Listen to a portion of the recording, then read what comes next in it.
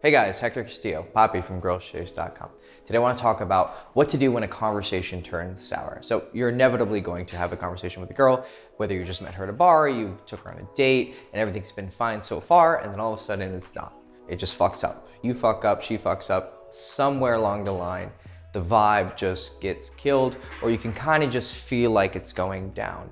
There's a few different ways this is going to happen.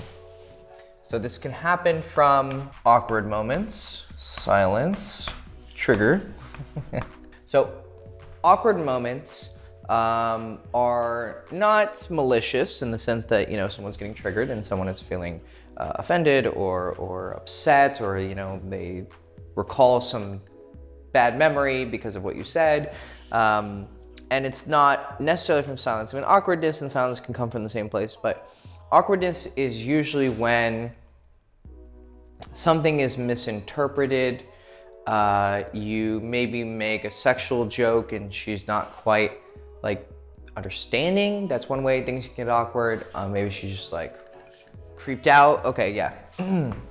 So most of the time though, awkwardness is just from you making a misstep, but it's not necessarily malicious or creepy. It's just kind of, what awkward feels like. So when you feel that awkward energy arise, a lot of times guys are gonna fumble, because what happens is when things are going really great, it's like, oh my God, this is natural. I'm having such a good time. It just feels good. How could this go wrong? And then some awkward moment arises. And you just don't know what to do. And you don't know how to recover. And when you don't know how to recover, then it starts to turn sour. What was just 5 seconds before an effortless conversation, now you're grasping for topics and you don't know how to get it on board.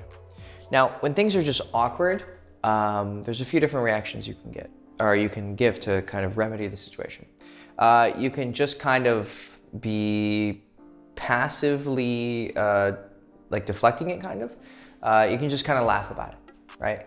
Let's say that you made an awkward joke and she's like, huh? I'd be like, never mind, and so it was a stupid joke. And then just move on like it was nothing. She'll spend the next few seconds thinking what was the joke, and or maybe she did understand it and it was just kind of awkward. Or you spilt fucking water on yourself. Laughing it off and just moving beyond and acting like it's not a big deal usually will work. If it was supremely awkward, then you might have to address it. Be like, oh, that was really awkward.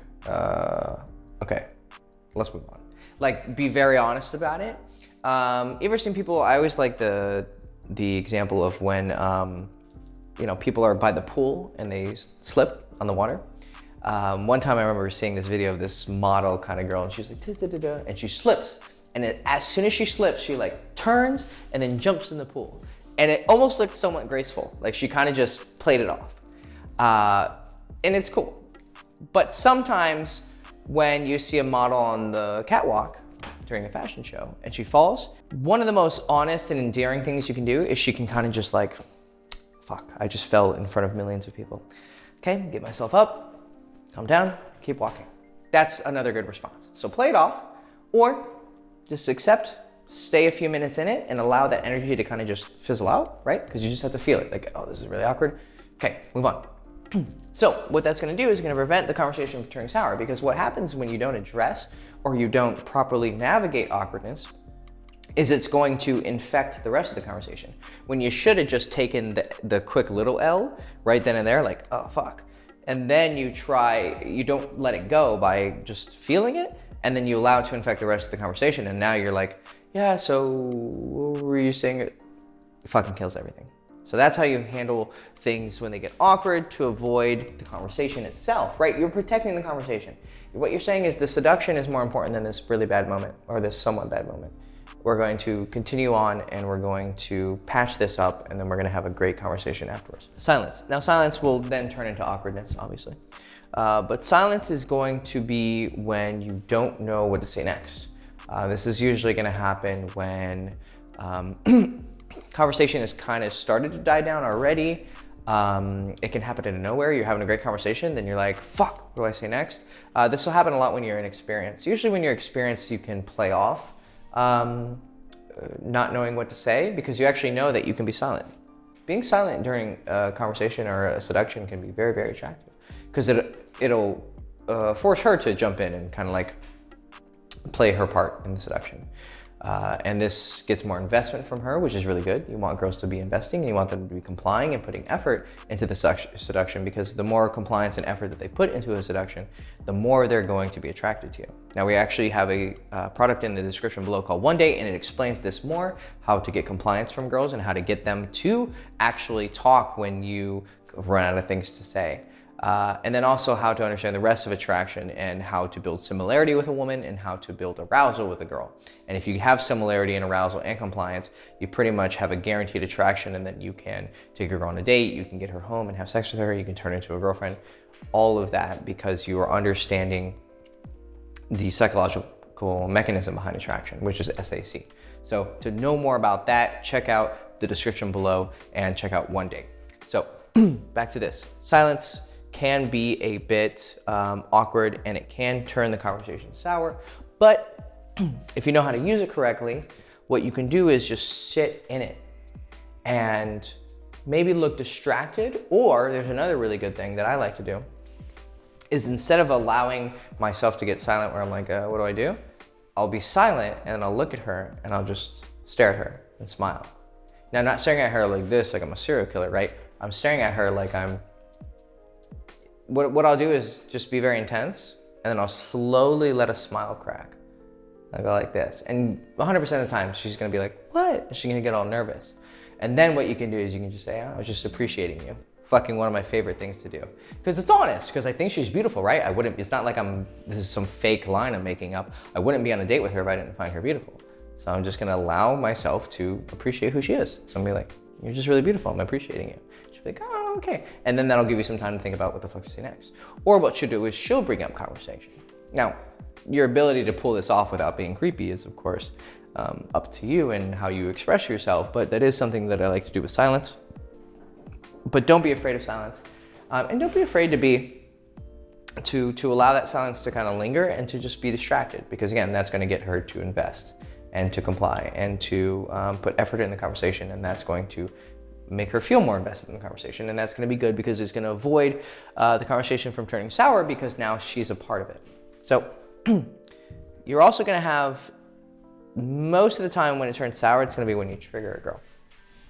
So when you trigger a girl, this is when you say something that breaks similarity a lot. Speaking of similarity, when you just say something that absolutely conflicts, not only disagrees with her mentalities, her beliefs, you know, political, religious, whatever, just completely fucking attacks them. Or you say something that she just doesn't really like, you have a perspective she doesn't like, it's gonna fucking trigger her. And what's gonna happen when you trigger her is that even though up until now, conversation has been great, girls are living in the present.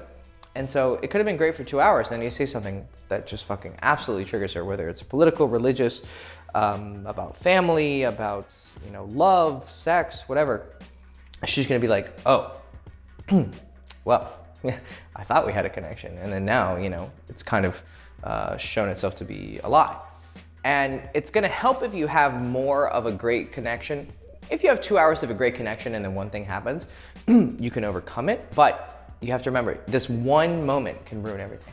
I've had amazing seductions in one bad moment because of something I said. Completely ruined it. And so when you find her getting triggered, and you're gonna know she's getting triggered, she's gonna get really quiet, but in a like cold, angry kind of way.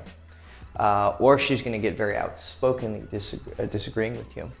When this happens, you have a few solutions. Now you can debate with her, and I actually have a video on that, and how to debate a woman and to win via a standoff, or actually dominating her position and having her at least submit to the fact that you have a good argument. Or what you can do is, I wouldn't necessarily say apologize. You can be like, did that offend you? And she's like, yeah, I didn't really like that. I'd be like, well, that wasn't my intention to offend you. This is just my perspective. And so you're not apologizing, but you're showing consideration for her emotions. And you can avoid a lot of this by just avoiding contentious topics like politics and religion. I happen to enjoy talking about these things because I just do. So I'm ready and prepared for triggering a girl, but I definitely have seen girls go, like they liked me, and then I told them something political and they're like, what? You agree with that? And then fucking ruined it because I was arguing with them, but I didn't take that time to actually consider their emotions. Because when conversations go sour, conversations don't just go sour for no fucking reason, right? There's always a causal link going on. There's always a reason something is happening. And so if you can catch like, oh, that moment I made her feel this way, how do I fix this? Now, some of you are like, I don't care, she gets offended, fuck that bitch. No, that's a fair position, you know? And it can actually be really effective for you to not give a shit because she's gonna get offended, but then you're gonna be very strong with your position and she's gonna be like, mentally like, fuck this guy, but her pussy's gonna be like, oh, he's very strong, he doesn't give a shit. But I have noticed that I've lost more girls than I've gotten when I'm triggering them. It's a very polarizing, fun position to trigger girls, but if you find yourself offending her in any way, then what you need to do is you can show some consideration. Now, don't apologize. Just be like, oh, that wasn't my intention to offend you. Be like, well, what's your position on this? And just talk to her through it. Be like, oh, okay, that's fair. Be very calm about it and then bring her back into the fold. Or you can make a joke of it. So you can take something that was really offensive and then turn it into a joke.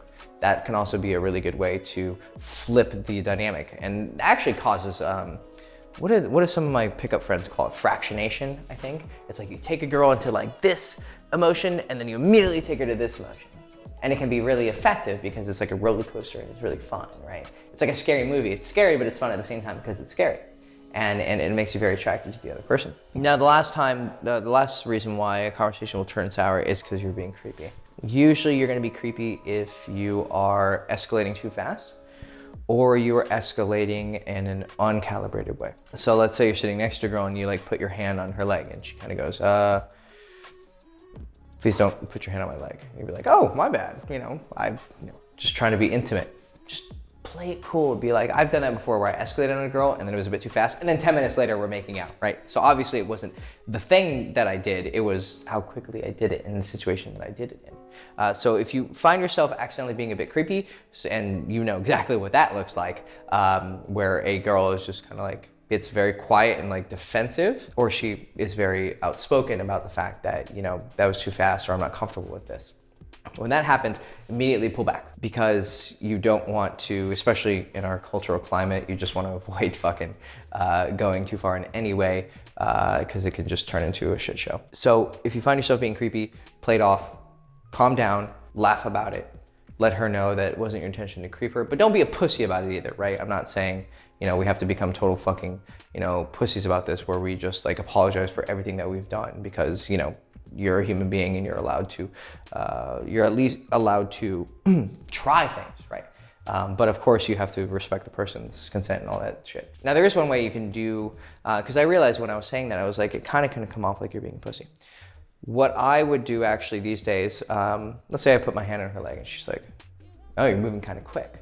So it's kind of like we're on the fence. It's not quite creepy. She's not quite like, oh, get off me, fucking loser. Because usually that doesn't happen, right? If you're on a date with a girl and everything's going well and you do that and all of a sudden she freaks out, something's a bit off. Because there's context to things, right? It's not like we're just sitting here signing fucking legal documents like, may I look at you for 5 seconds? May I touch your thigh, right? You're gonna be like trying things and then getting feedback. Now, if a girl seems to be a bit on the fence about something that you do, like you try to kiss her, try to put your hand on her leg, you're looking at her a lot, and she's like, why are you looking at me a lot? And you can be like, oh, I'm trying to have a fucking staring contest with you. Or if you put your hand on her leg, and she's like, so you're putting your hand on my leg, or she grabs it and takes it off, be like, ooh, whoopsies. Yeah, be very playful about it, and you're not apologizing, you're just like, oh, okay. You don't like physical contact, okay? Do you have some sort of disease that I have to be aware of? Am I gonna contract it by touching you? Have some fucking fun with it because as much as some girls are gonna be on here like, yeah, you shouldn't ever take any move with a girl and that's offensive and sexual harassment, be like, okay, let's be fucking human beings here. Let's be really mature. You can be an aggressive guy and an assertive guy, but still be empathetic and understand her position and her consent and her enjoying what's going on, but still verbally challenge what's going on. I'm not saying put your hand, she takes it off, you can put your hand back. No, that's fucking stupid. What I am saying is you put your hand on her leg, she puts it off, and then you make that joke. And what that joke is saying is it's verbally coming back to her leg without physically doing it. And you're basically saying, hey, look, I'm a man, I'm making a move, I'm assertive. You didn't like it, but now I'm challenging verbally what you're doing, and so I'm showing some playfulness. Because there's been tons of situations where I try to kiss a girl, doesn't happen. Try like 5 minutes later, doesn't happen. Try 10 minutes later, we end up making out when they have sex, right?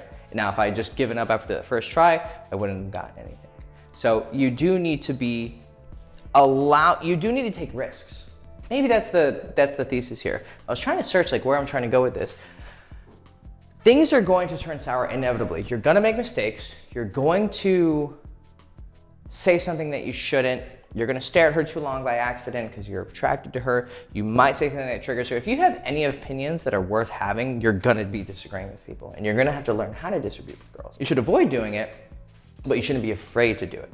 Because if you're afraid to trigger a girl, then you're a real fucking beta pussy. Don't be afraid to be silent, and don't be afraid for things to get awkward, because it's gonna fucking happen. But once these things happen, apply those tips that I gave to you and learn how to either move past them or turn them into a positive.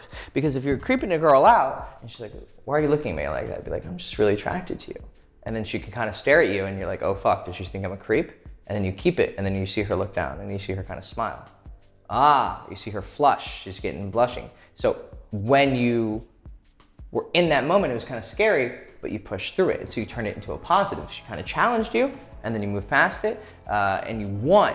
And so you turn a negative into a positive, which is really good for seduction. If you trigger a girl, it can lead to an argument, and you can actually give her like a good argument, and she's like, oh, you actually have a point. Boom, right? Instead of getting embarrassed and apologizing, you turn it into a positive. Silence, allow that moment to sit. Allow you to just move past it and allow her to invest in the conversation, or for you to take that moment to show her how much you appreciate her. You just look really beautiful. Why are you looking at me? Because you're pretty. Just fucking use it to your advantage. If it's awkward, just laugh about it. All of these things are gonna happen, and it can make the conversation sour if you let it. But if you have the tools to overcome it, and they're giving you those, then you can turn a negative into a positive. And when the conversation could have got sour, you took that sourness and you made it a Sour Patch Kids, and those are fucking delicious. Cool. Hector Castillo, Poppy from girlschase.com, sitting here with Ra. Oof. Careful with the mic. Oh shit. Hi. Okay, this is Ra. Hi, Ra. What? Follow me on Instagram, Poppy Castillo. Like, subscribe, ring the bell, check out One Date. Check out my college book in the description below. I think he's ready to kill me. And have a good day. Ciao.